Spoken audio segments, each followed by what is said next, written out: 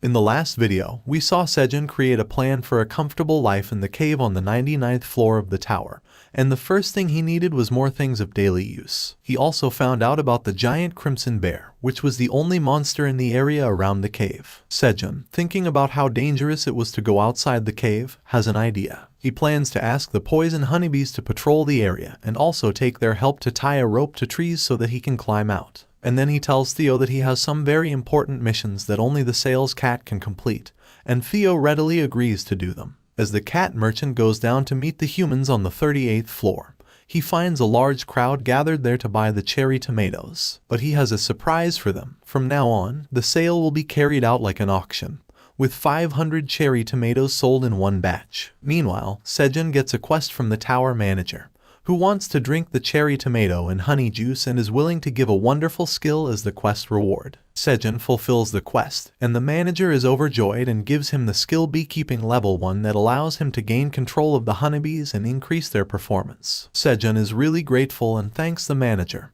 who is flattered, but then he asks if the manager was a winged pig, and he gets really angry. And then, at the 38th floor, Theo starts the auction of the cherry tomatoes at the base price of 35 tower coins, and the heated bidding war ends. When Michael, the vice president of the world's largest food company, comes and buys the tomatoes for 100 tower coins, Kim Dongshik, the leader of the Phoenix Guild, who is really determined to buy the magical cherry tomatoes for his daughter, is distraught and feels betrayed as he finds one of his own guild members escorting Michael here because his elder sister told him to do so. Now, Theo starts the second round of auctions for the next batch of 500 cherry tomatoes. He starts again with 35 tower coins, and Kim Dongshik, who is determined to win this batch, immediately raises a big bid of 60 tower coins. But Michael outbids him with 100 tower coins again, and Dongshik is shocked. He shakes one of his teammates, asking him if he had some tower coins to spare, and the other hunters have already given up on winning against the rich man.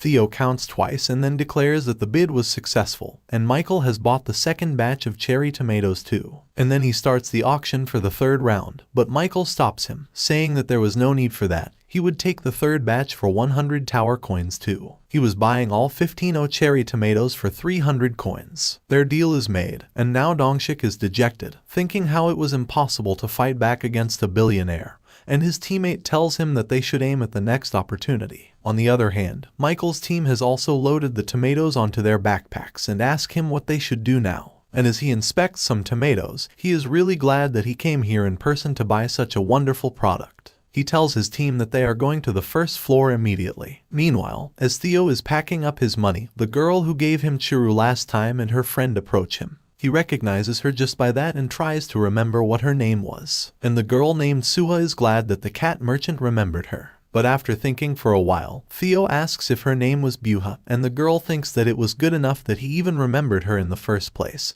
so she decides to go along with him calling her Buha. She asks him if they could take a picture again today, and she has brought more churu to give to him. Theo is really excited to see his new favorite snack, but he controls his desires and says that he does not need churu. Instead, he wants her to give him coffee in return for taking a picture. Suha fiddles around in her bag and then takes out a packet, asking Theo if this was the coffee mix he was talking about. And that is exactly what he wanted. Then Theo asks her if, by any chance, she also had something like salt and pepper. And Suha and her friend think for a while before pooling some of their resources and giving him the salt and pepper they had. They ask if this will be enough, and he thanks them for it. This was another mission Sejun had given his merchant cat employee. He had told him to ask for things like salt, pepper, and coffee if people wanted to take pictures with him. And depending on his performance, he would let him become a salesman for an hour or two. For the sake of getting the coveted position, Theo immediately agreed, and right now, he thinks that with this, he will become a sales cat and spend good time on Sejun's lap again. He takes a lot of pictures with Suha, and she thinks that they came out well too. Theo also thanks her for the deal, and as he stretches his hand out for a handshake, Suha sees his toe beans, and she cannot stop herself from touching and pinching them. They were really soft and felt good, but Theo asks her what she is doing, and she is startled. She says that she couldn't help it because it felt so good. And she was also going to give Theo the churu in exchange for letting her touch his paws, since that was a very relaxing experience for her. Theo is surprised and asks Suha if humans really felt relaxed just by touching their feet, and she says that it was true. She flatters Theo, saying that humans don't have those soft and pretty toe beans, and they are lucky just to touch them because cats usually don't like holding hands. Theo is really shocked, as he has made another great discovery that he can use to earn more. He thinks that his toe beans are a lucky charm for him. Then, Suha's friend asks Theo if he could take a picture with her too, since she was the one who gave him the pepper earlier. He has no problem with that, and after taking the picture, he moves on to the next step. He puts his hands forward and asks the girl to touch his toes, and in exchange, he wants some reward. The girl obliges, and after touching his paws, she gives him some of her rations, including packaged food and butter, among other things. Theo is really happy and laughs loudly, while the girl thinks that he was really cute and that she should also bring churro for him next time. Theo is happy that just by letting humans touch his paws and getting rewards, he could become a sales cat for 24 hours. But then he suddenly remembers that he had another mission too, and drops the items immediately. Meanwhile, Suha is uploading the selfies she clicked with Theo on social media, and smiling to herself when he suddenly appears behind her and startles her. He calls her Churubuha and asks her what she is doing, and she asks him if he has still not left. Theo has an important question for her. He wants to know if she came from a place called the Republic of South Korea. The girl is surprised and asks him how he knows about that, and he replies that he found out because he smelled a familiar scent from her. Suha has not yet understood everything, but Theo asks her if she could help him, and she has no idea what he wants her to do. Back in Sejun's cave, the poison honeybees are collecting nectar from the cherry tomato flowers and pollinating them as Sejun watches over them.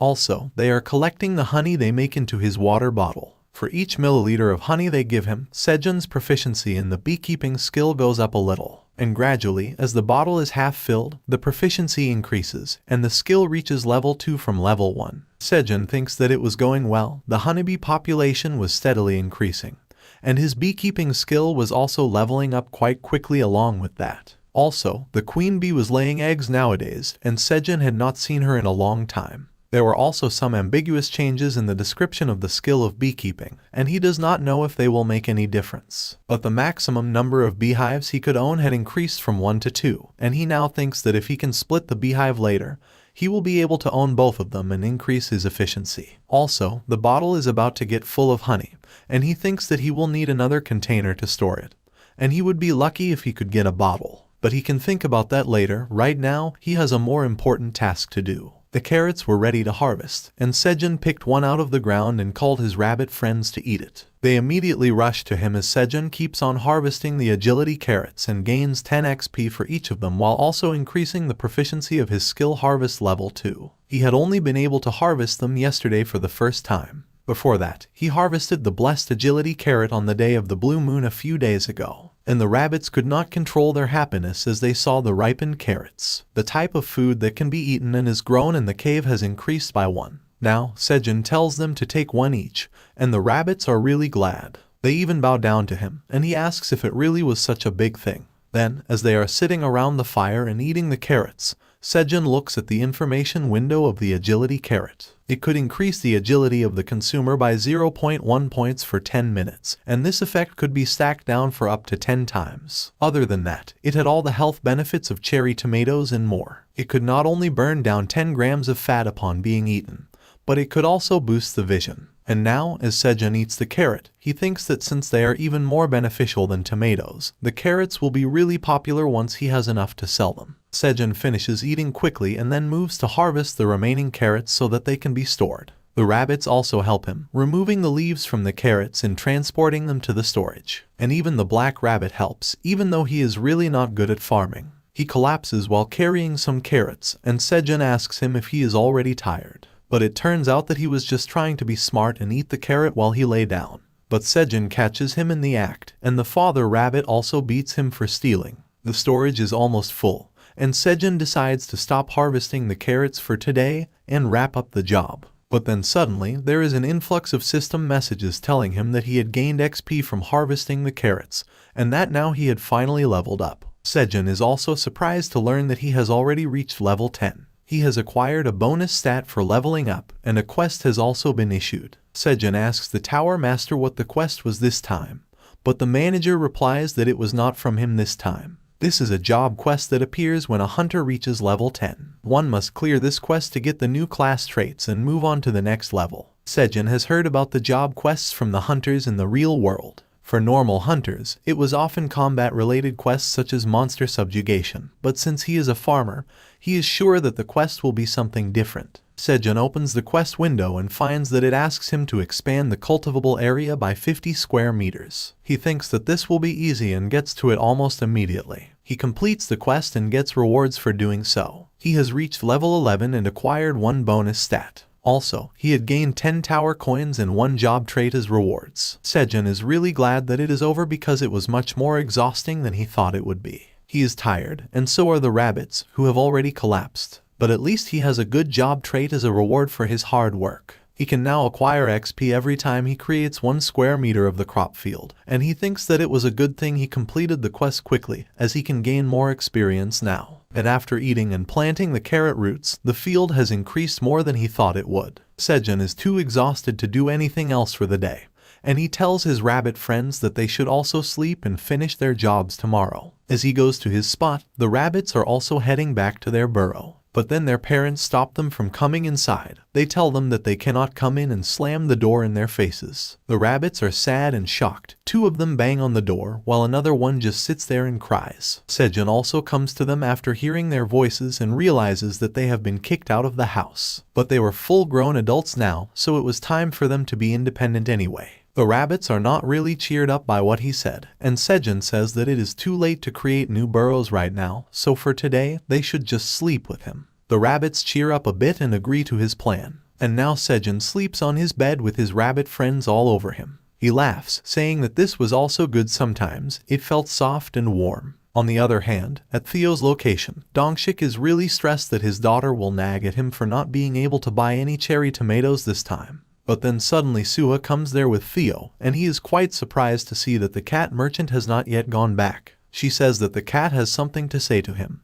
and Theo asks Dongshik if he was the leader of the people who came from South Korea. Dongshik says that it was true, but he wants to know why the cat asked him this. And then Theo asks him if he would like to make a contract with him. With this, the chapter ends. What kind of deal will Theo make with Dongshik on Sejun's behalf? What is he planning to do, and what is going to happen next in the story? Will Michael and his company challenge Sejun's monopoly as the tower farmer, or will they just become his best customers? Let us find out more in the next video. So, if you enjoyed this video, leave a like and a comment, and also subscribe to our channel for more videos like this.